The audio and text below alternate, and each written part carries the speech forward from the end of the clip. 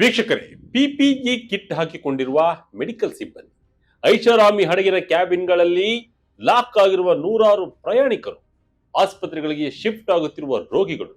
ಈ ದೃಶ್ಯಗಳನ್ನು ನೋಡುತ್ತಿದ್ದರೆ ನಿಮಗೆಲ್ಲ 2020ರ ಕೋವಿಡ್-19 ಮಹಾಮಾರಿಯ ದಿನಗಳು ನೆನಪಾಗ್ತಿದ್ದಾವೆ ಅಲ್ವಾ? ಹೌದು, ಈಗ ವಿಶ್ವದಾದ್ಯಂತ ಮತ್ತೊಂದು ವೈರಸ್ನ ಭೀತಿ ಶುರುವಾಗಿದೆ. ಅದೇ ಹಂತ ವೈರಸ್. ಅರ್ಜೆಂಟೀನಾದಿಂದ ಹೊರಟಿದ್ದ MV ಹೋಂಡಿಯಸ್ ಹೆಸರಿನ ಡಚ್ ಕ್ರೂಸ್ ಶಿಪ್ ನಲ್ಲಿ ಈಗ ಈ ವೈರಸ್ ಅಟ್ಟಹಾಸ ಮೆರಿತಾ ಇದೆ. ಈಗಾಗಲೇ ಹಡಗಿನಲ್ಲಿದ್ದ 3 ಪ್ರಯಾಣಿಕರು ಈ ವೈರಸ್ಗೆ ಬಲಿಯಾಗಿದ್ದಾರೆ. 5ಕ್ಕೂ ಹೆಚ್ಚು ಜನರಲ್ಲಿ ರೋಗ ಲಕ್ಷಣಗಳು ಕಾಣಿಸಿಕೊಂಡಿವೆ. ಈ ಅಪರೂಪದ ವೈರಸ್ ಇಲಿಗಳಿಂದ ಹರಡುತ್ತಿದ್ದು ವಿಶ್ವ ಆರೋಗ್ಯ ಸಂಸ್ಥೆ ಕೂಡ ಅಲರ್ಟ್ ಆಗಿದೆ. ಹಲವು ದೇಶಗಳು ಈಗ ತಮ್ಮ ನಾಗರಿಕರನ್ನ ಟ್ರ್ಯಾಕ್ ಮಾಡಲು ಶುರು ಮಾಡಿವೆ. ಹಾಗಾದ್ರೆ ಏನಿದು ಹಂತ ವೈರಸ್? ಇದು ಕೋವಿಡ್ ತರಹ ಹರಡುತ್ತಾ? ಈ ಕ್ರೂಸ್ ಶಿಪ್ ನಲ್ಲಿ ವೈರಸ್ ಬ್ಲಾಸ್ಟ್ ಆಗಿದ್ದು ಹೇಗೆ? ಈ ಔಟ್ ಬ್ರೇಕ್ ಮತ್ತೊಂದು ಪ್ಯಾಂಡಮಿಕ್ ಅಥವಾ ಮಹಾಮಾರಿಗೆ ಕಾರಣವಾಗುತ್ತಾ? ಇದರ ಲಕ್ಷಣಗಳೇನು? ಬನ್ನಿ ಈ ವಿಡಿಯೋದಲ್ಲಿ ಕಂಪ್ಲೀಟ್ ಆಗಿ ನೋಡ್ತಾ ಹೋಗೋಣ. MV ಹೋಂಡಿಯಸ್ ಹಡಗಿನಲ್ಲಿ ಡೆತ್ ಕೇಮ್. ಯಾವಾಗ ಶುರುವಾಯಿತು ಈ ವೈರಸ್ ಆಟ? ವೀಕ್ಷಕರೇ, ಮೊದಲು ಈ ಹಡಗಿನ ಕಥೆ ಏನು ಅಂತ ನೋಡೋಣ. ದಕ್ಷಿಣ ಅಮೆರಿಕದ ಅರ್ಜೆಂಟೈನಾದಿಂದ ಅಂಟಾರ್ಟಿಕಾ ಕಡೆಗೆ MV ಹೋಂಡಿಯಸ್ ಅನ್ನು ಐಷಾರಾಮಿ ಹಡಗು ಪ್ರಯಾಣ ಬೆಳೆಸಿತ್ತು. ಇದರಲ್ಲಿ America, Britain, Spain, Netherlands, Germany ಸೇರಿ 23ಕ್ಕೂ ಹೆಚ್ಚು ದೇಶಗಳ 147 ಪ್ರಯಾಣಿಕರು ಹಾಗೂ ಸಿಬ್ಬಂದಿ ಇದ್ರು. ಆ ಖುಷಿಯ ಜರ್ನಿ ಒಂದು ದುರಂತವಾಗಿ ಬದಲಾಯಿತು. WHO ಅಂದ್ರೆ ವಿಶ್ವ ಆರೋಗ್ಯ ಸಂಸ್ಥೆಯ ಪ್ರಕಾರ ಏಪ್ರಿಲ್ 11ರಂದು ಹಡಗಿನಲ್ಲಿದ್ದ 70 ವರ್ಷದ ಡಚ್ ಮೂಲದ ವ್ಯಕ್ತಿಯೊಬ್ಬರು ಮೊದಲ ಬಾರಿಗೆ ಈ ಹಂತ ವೈರಸ್ಗೆ ಬಲಿಯಾದರು. ಇದಾದ ಮೇಲೆ ಅವರ 69 ವರ್ಷದ ಪತ್ನಿ ಸೆಂಟ್ ಹೆಲೆನಾದಿಂದ ವಿಮಾನದಲ್ಲಿ ದಕ್ಷಿಣ ಆಫ್ರಿಕಾಕ್ಕೆ ಪ್ರಯಾಣ ಬೆಳೆಸಿದ್ರು. ಆದರೆ ಜೋಹನ್ಸ್ಬರ್ಗ್ ಏರ್ಪೋರ್ಟ್ ನಲ್ಲಿಯೇ ಆಕೆ ಕುಸಿದು ಬಿದ್ದಿದ್ದಾರೆ. ತಕ್ಷಣ ಆಸ್ಪತ್ರೆಗೆ ಸೇರಿಸಿದರೂ ಏಪ್ರಿಲ್ 26ರಂದು ಆಕೆಯು ಸಾವನ್ನಪ್ಪಿದ್ದಾರೆ.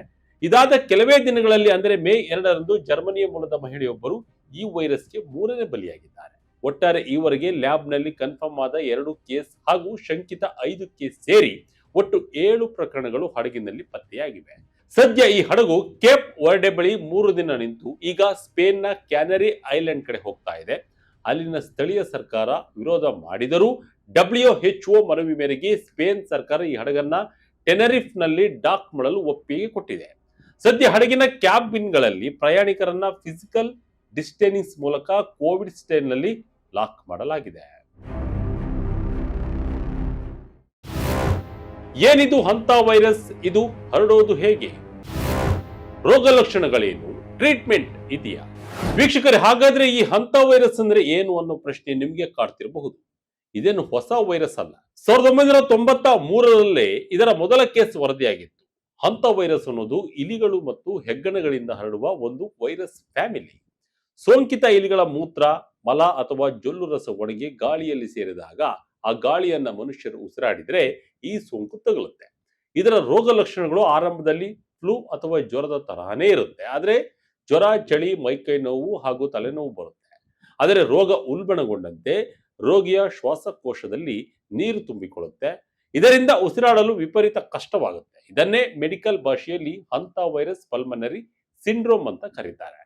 ಇನ್ನೊಂದು ರೀತಿಯಲ್ಲಿ ಇದು ಕಿಡ್ನಿ ಫೇಲ್ಯೂರ್ ಮತ್ತು ಇಂಟರ್ನೆಟ್ ಬ್ಲೀಡಿಂಗಿಗೂ ಕಾರಣವಾಗಬಹುದು. ಅಮೆರಿಕದ CDC ಹೇಳುವ ಪ್ರಕಾರ ಈ ರೋಗ ಬಂದರೆ ಸಾವಿನ ಪ್ರಮಾಣ ಬರೋಬ್ಬರಿ 35%ರಷ್ಟಿದೆ. ಅಂದರೆ ಇದು ಕೋವಿಡ್ಗಿಂತಲೂ ಅಪಾಯಕಾರಿ. ಇದಕ್ಕೆ ಯಾವುದೇ ನಿರ್ದಿಷ್ಟವಾದ ಕ್ಯೂರ್ ಅಥವಾ ಆಂಟಿವೈರಲ್ ಟ್ರೀಟ್ಮೆಂಟ್ ಇಲ್ಲ. ಬೇಗನೆ ಪತ್ತೆ ಹಚ್ಚಿ ಆಕ್ಸಿಜನ್ ಸಪೋರ್ಟ್ ಕೊಡುವುದಷ್ಟೇ ಉಳಿದಿರುವ ದಾರಿ. ಕಳೆದ ವರ್ಷ ಪ್ರಖ್ಯಾತ ನಟ ಜೀನ್ ಹ್ಯಾಕ್ಮನ್ ರವರ ಪತ್ನಿ ಬೆಟ್ಸಿ ಅರಾಕವಾ ಕೂಡ ನ್ಯೂ ಮೆಕ್ಸಿಕೋದಲ್ಲಿ ಇದೇ ವೈರಸ್ನಿಂದ ಸಾವನ್ನಪ್ಪಿದರು. ಮನುಷ್ಯರಿಂದ ಮನುಷ್ಯರಿಗೆ ಹರಡುತ್ತಾ ಹಂತ ವೈರಸ್? ಹಂತ ವೈರಸ್ಗೆ ಅರ್ಜೆಂಟೀನಾ ಕನೆಕ್ಷನ್ ಏನು? ಸಾಮಾನ್ಯವಾಗಿ ಹಂತ ವೈರಸ್ ಮನುಷ್ಯರಿಂದ ಮನುಷ್ಯರಿಗೆ ಹರಡುವುದಿಲ್ಲ. ಆದರೆ ದಕ್ಷಿಣ ಅಮೆರಿಕ, ಅರ್ಜೆಂಟೀನಾ ಮತ್ತು ಚಿಲಿಯಲ್ಲಿ ಕಂಡುಬರುವ ಆಂಡಿಸ್ ವೈರಸ್ ಅನ್ನೋ ಸ್ಟೈನ್ ಅಥವಾ ತಳಿ ಮಾತ್ರ ಮನುಷ್ಯರಿಂದ ಮನುಷ್ಯರಿಗೆ ಹರಡುವ ಶಕ್ತಿಯನ್ನು ಹೊಂದಿದೆ. ಹೌದು, ಇದು ಬಹಳ ಅಪರೂಪವಾದರೂ ಕ್ಲೋಸ್ ಕಾಂಟ್ಯಾಕ್ಟ್ ನಿಂದ ಹರಡಬಲ್ಲದು. ಈಗ ಕ್ರೂಸ್ ಶಿಪ್ ನಲ್ಲಿ ಪತ್ತೆಯಾಗಿರುವುದು ಕೂಡ ಇದೇ ಆಂಡಿಸ್ ವೈರಸ್ ಅಂತ ರಿಪೋರ್ಟ್ ಆಗಿದೆ. 2018ರಲ್ಲಿ ಅರ್ಜೆಂಟೀನಾದಲ್ಲಿ ನಡೆದ ಒಂದು ಪಾರ್ಟಿಯಲ್ಲಿ ಸೋಂಕಿತರೊಬ್ಬರಿಂದ ಬರೋಬ್ಬರಿ 34 ಜನರಿಗೆ ಈ ವೈರಸ್ ಹರಡಿ ಅದರಲ್ಲಿ 11 ಜನ ಪ್ರಾಣ ಬಿಟ್ಟಿದ್ರು. ಹಾಗಾದ್ರೆ ಹಡಗಿನ ಜನರಿಗೆ ಈ ವೈರಸ್ ಎಲ್ಲಿಂದ ಬಂತು? ಅರ್ಜೆಂಟೈನ್ ಅಧಿಕಾರಿಗಳು ಹೇಳುವ ಪ್ರಕಾರ ಹಡಗು ಹತ್ತುವ ಮುನ್ನ ಆ ಡಚ್ ದಂಪತಿ ದಕ್ಷಿಣ ಅರ್ಜೆಂಟೀನಾದ ಉಶುವಾಯ ಅನ್ನೋ ಜಾಗಕ್ಕೆ ಬರ್ಡ್ ವಾಚಿಂಗ್ ಟ್ರಿಪ್ ಹೋಗಿದ್ರು. ಅಲ್ಲಿ ಇಲಿಗಳ ಸಂಪರ್ಕದಿಂದ ವೈರಸ್ ತಗುಲಿರುವ ಶಂಕೆ ಇದೆ. ಜೂನ್ 2025ರಿಂದ ಈಚೆಗೆ ಅರ್ಜೆಂಟೀನಾದಲ್ಲಿ 101 ಹಂತ ವೈರಸ್ ಕೇಸ್ಗಳು ಪತ್ತೆಯಾಗಿವೆ. ಇದಕ್ಕೆಲ್ಲ ಕಾರಣ ಕ್ಲೈಮೇಟ್ ಚೇಂಜ್ ಅಂತ ಎಕ್ಸ್ಪರ್ಟ್ ಹೇಳ್ತಿದ್ದಾರೆ. ವಿಪರೀತ ಬರಗಾಲದ ಜೊತೆಗೆ ಅಕಾಲಿಕ ಮಳೆಯಾಗಿದ್ದರಿಂದ ಇಲಿಗಳಿಗೆ ಬೇಕಾದ ಆಹಾರ ಹೆಚ್ಚಾಗಿ ಇಲಿಗಳ ಸಂಖ್ಯೆ ವಿಪರೀತವಾಗಿ ಬೆಳೆದಿದೆ. ಇದರಿಂದಾಗಿ ಮನುಷ್ಯರಿಗೆ ರೋಗ ಹರಡುವ ರಿಸ್ಕ್ ಕೂಡ ಜಾಸ್ತಿಯಾಗಿದೆಯಂತೆ. ಬೇರೆ ದೇಶಗಳಿಗೂ ಹರಡಿತ ಈ ಮಹಾಮಾರಿ. ಅಮೆರಿಕ, ಯುರೋಪ್ನಲ್ಲೂ ಶುರುವಾಯಿತು ಟೆನ್ಷನ್. ಈಗಿರುವ ಅತಿ ದೊಡ್ಡ ಟೆನ್ಷನ್ ಅಂದರೆ ಈ ವೈರಸ್ ಹಡಗಿನಿಂದ ಆಚೆಗೂ ಹೋಗಿದ್ಯಾ ಅನ್ನೋದು. ದಕ್ಷಿಣ ಆಫ್ರಿಕಾದಲ್ಲಿ ಡಚ್ ಮಹಿಳೆ ಸತ್ತಾಗ ಆಕೆಯ ಸಂಪರ್ಕದಲ್ಲಿದ್ದ ಫ್ಲೈಟ್ ಅಟೆಂಡರ್ ಒಬ್ಬರು ಕೂಡ ಈಗ ನೆದರ್ಲೆಂಡ್ನಲ್ಲಿ ರೋಗ ಲಕ್ಷಣಗಳೊಂದಿಗೆ ಆಸ್ಪತ್ರೆಗೆ ದಾಖಲಾಗಿದ್ದಾರೆ. ಬ್ರಿಟನ್ ಮೂಲದ ಒಬ್ಬ ಪ್ಯಾಸೆಂಜರ್ ದಕ್ಷಿಣ ಆಫ್ರಿಕಾದ ಐಸಿಯುನಲ್ಲಿದ್ದಾರೆ. ಮತ್ತೊಬ್ಬ ಸ್ವಿಸ್ ಪ್ರಯಾಣಿಕ ಮುಂಚೆಯೇ ಹಡಗಿನಿಂದ ಇಳಿದಿದ್ದು ಈಗ ಜ್ಯೂರಿಚ್ ಆಸ್ಪತ್ರೆಯಲ್ಲಿ ಟ್ರೀಟ್ಮೆಂಟ್ ಪಡಿತಾ ಇದ್ದಾರೆ. ಬುಧವಾರ ಹಡಗಿನಿಂದ 3 ಎವ್ಯಾಕ್ಯುವೇಟ್ ಮಾಡಲಾಗಿದ್ದು ಇಬ್ಬರು ನೆದರ್ಲೆಂಡ್ಸ್ ತಲುಪಿದ್ದಾರೆ. ಬ್ರಿಟನ್ನ 2 ಪ್ರಯಾಣಿಕರು ಮನೆಯಲ್ಲೇ ಐಸೋಲೇಟ್ ಆಗಿದ್ದಾರೆ. ಇದೆಲ್ಲದಕ್ಕಿಂತ ಶಾಕಿಂಗ್ ನ್ಯೂಸ್ ಅಂದರೆ ಏಪ್ರಿಲ್ 23ರಂದು ಸೆಂಟ್ ಹೆಲೆನಾ ಐಲ್ಯಾಂಡ್ನಲ್ಲಿ 23 ಜನ ಪ್ರಯಾಣಿಕರು ಹಡಗಿನಿಂದ ಇಳಿದು ತಮ್ಮ ತಮ್ಮ ದೇಶಗಳಿಗೆ ಹೊರಟು ಹೋಗಿದ್ದಾರೆ. ನ್ಯೂಯಾರ್ಕ್ ಟೈಮ್ಸ್ ರಿಪೋರ್ಟ್ ಪ್ರಕಾರ ಈ ಪ್ರಯಾಣಿಕರಲ್ಲಿ ಕೆಲವರು ಅಮೆರಿಕಕ್ಕೆ ವಾಪಸ್ಸಾಗಿದ್ದು ಜಾರ್ಜಿಯಾ, ಕ್ಯಾಲಿಫೋರ್ನಿಯಾ ಮತ್ತು ಅರಿಜೋನಾ ರಾಜ್ಯಗಳಲ್ಲಿ ಅವರನ್ನ ಮಾನಿಟರ್ ಮಾಡಲಾಗ್ತಿದೆ. ಸದ್ಯಕ್ಕೆ ಯಾರಿಗೂ ರೋಗ ಲಕ್ಷಣಗಳಿಲ್ಲ. ಆದರೂ ಎಲ್ಲರನ್ನ ಒಂದು ರೀತಿಯ ಭಯ ಶುರುವಾಗಿದೆ. ಭಾರತದಲ್ಲೂ ಕಂಡು ಬಂದಿದ್ದ ಹಂತ ವೈರಸ್. ಇನ್ನೊಂದು ಪ್ರಮುಖ ವಿಚಾರ ಏನಂದ್ರೆ ಭಾರತದಲ್ಲಿಯೂ ಹಂತ ವೈರಸ್ ಕೇಸ್ಗಳು ದಾಖಲಾಗಿವೆ. 2000ನೇ ಇಸವಿಯಲ್ಲಿ ಆರಂಭದಲ್ಲಿ ಈ ಕೇಸ್ಗಳು ಭಾರತದಲ್ಲಿ ಕಂಡು ಬಂದಿದ್ದವು ಎಂದು ವರದಿಗಳು ಹೇಳ್ತಿದ್ದಾವೆ. ಸುಮಾರು 28 ಪ್ರಕರಣಗಳು ಕಂಡು ಬಂದಿವೆ ಎಂದು 2008ರ ಅಧ್ಯಯನವೊಂದು ಹೇಳ್ತಾ ಇದ್ದು, ಈ ವೈರಸ್ ಕಂಡು ಬಂದವರಲ್ಲಿ ಕಿಡ್ನಿಗೆ ಸಂಬಂಧಪಟ್ಟಂತೆ ರೋಗಗಳು ಪತ್ತೆಯಾಗಿವೆ. ವೇರ್ ಹೌಸ್ ಕಾರ್ಮಿಕರು, ಹಾವು ಹಾಗೂ ಇಲಿಗಳನ್ನು ಹಿಡಿಯುವ ತಮಿಳುನಾಡಿನ ಇರುಳ ಬುಡಕಟ್ಟು ಜನಾಂಗಕ್ಕೆ ಸೇರಿದವರಲ್ಲಿ ಈ ವೈರಸ್ ಒಂದು ಪತ್ತೆಯಾಗಿತ್ತು. ಆದರೆ ಸದ್ಯಕ್ಕೆ ಇದು ಭಾರತದಲ್ಲಿ ಕಂಡು ಬಂದಿಲ್ಲ. ಇಲಿಗಳ ಜಾಗವನ್ನ ಸ್ವಚ್ಛ ಮಾಡುವಾಗ ಗ್ಲೌಸ್, ಬ್ಲೀಚಿಂಗ್ ಪೌಡರ್ ಬಳಸುವುದು ಹಾಗೂ ಹುಷಾರಾಗಿರುವುದು ಬಹಳ ಮುಖ್ಯ.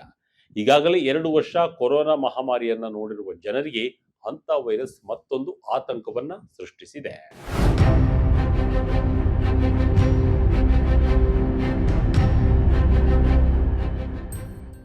ವೀಕ್ಷಕರೇ, ಹಾಗಾದ್ರೆ ಇದು ನೆಕ್ಸ್ಟ್ ಪ್ಯಾಂಡಮಿಕ್ ಆಗುತ್ತಾ ಅಂತ ನೀವು ಕೇಳಬಹುದು. ಇದಕ್ಕೆ ಉತ್ತರ ಸದ್ಯಕ್ಕಿಲ್ಲ ಅಂತಾರೆ ತಜ್ಞರು. ವಿಶ್ವ ಆರೋಗ್ಯ ಸಂಸ್ಥೆಯ ಡೈರೆಕ್ಟರ್ ಜನರಲ್ ಟೆಡ್ರೋಸ್ ರವರು ಹೇಳುವಂತೆ ಸದ್ಯಕ್ಕೆ ಪಬ್ಲಿಕ್ ಹೆಲ್ತ್ ರಿಸ್ಕ್ ಬಹಳ ಕಡಿಮೆಯಾಗಿದೆ. WHO epidemic expert Maria van Kerkhove ಕೂಡ ಇದು ಮುಂದಿನ ಕೋವಿಡ್ ಖಂಡಿತ ಇಲ್ಲ, ಆದರೆ ಇದೊಂದು ಸೀರಿಯಸ್ ಆದ ಸಾಂಕ್ರಾಮಿಕ ರೋಗ. ಹೆಚ್ಚಿನ ಜನರಿಗೆ ಈ ವೈರಸ್ ಎಕ್ಸ್ಪೋಸ್ ಆಗುವ ಚಾನ್ಸ್ ಇಲ್ಲ ಅಂತ ಸ್ಪಷ್ಟಪಡಿಸಿದ್ದಾರೆ. ಸದ್ಯ ಹಡಗಿನಲ್ಲಿರುವ 146 ಜನರಿಗೂ ಕ್ಯಾನರಿ ಐಲ್ಯಾಂಡ್ನಲ್ಲಿ ಮೆಡಿಕಲ್ ಚೆಕಪ್ ಮಾಡಿ ನೆಗೆಟಿವ್ ಬಂದರೆ ಮಾತ್ರ ಮನೆಗೆ ಕಳುಹಿಸಿ ಪ್ಲಾನ್ ಮಾಡಲಾಗಿದೆ. ಒಟ್ಟಿನಲ್ಲಿ ಪ್ರಕೃತಿ ಮೇಲಿನ ದೌರ್ಜನ್ಯ ಮತ್ತು ಕ್ಲೈಮೇಟ್ ಚೇಂಜ್ನಿಂದಾಗಿ ಇಂತಹ ಅಪರೂಪದ ವೈರಸ್ಗಳು ಮತ್ತೆ ಮತ್ತೆ ಮನುಷ್ಯರ ಮೇಲೆ ಅಟ್ಯಾಕ್ ಮಾಡುತ್ತಲೇ ಇವೆ. ಈ ಹಂತ ವೈರಸ್ ಬಗ್ಗೆ ನಿಮ್ಮ ಅಭಿಪ್ರಾಯವೇನು? ಕಮೆಂಟ್ ಮೂಲಕ ತಿಳಿಸಿ. ಇದಾಗಿತ್ತು ಈ ಕ್ಷಣದ ಅಪ್ಡೇಟ್. ಇದೇ ರೀತಿಯ ಅಪ್ಡೇಟ್ಗಾಗಿ Vijaya Karnataka website, YouTube page, Facebook page follow ಮಾಡ್ತಾ ಇರಿ. ಧನ್ಯವಾದಗಳು.